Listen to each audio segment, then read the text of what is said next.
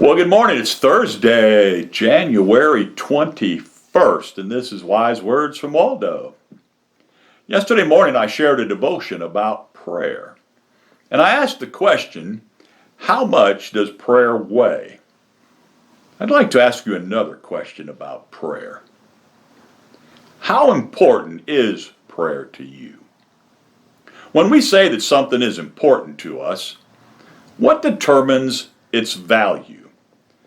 Is it what we're willing to pay for it? Or could it be what we're willing to give up for something? In the Revolutionary War, Nathan Hale was captured by the British and hung. His final words, "I only regret that I have but one life to lose for my country." He was willing to die for his country. During the final years of World War II, the Japanese had pilots that were called kamikaze. They flew suicide missions. They believed that it was a great honor to die for their country. I read a newspaper article once about a mother in Philadelphia who went back into her burning home to rescue her children. She got 2 of them out, but she died in the flames when she went back in to rescue the other 2. I can understand the value in that.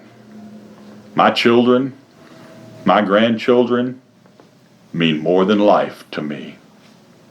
In ancient Persia, there was a man that was told that it was a crime to pray.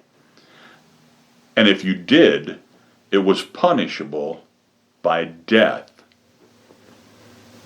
by being torn to pieces by wild animals. You see, I wouldn't consider it a sacrifice to die for my children or grandchildren. I'd consider it some sacrifice to die for my country. But would I be willing to die for prayer? Would you?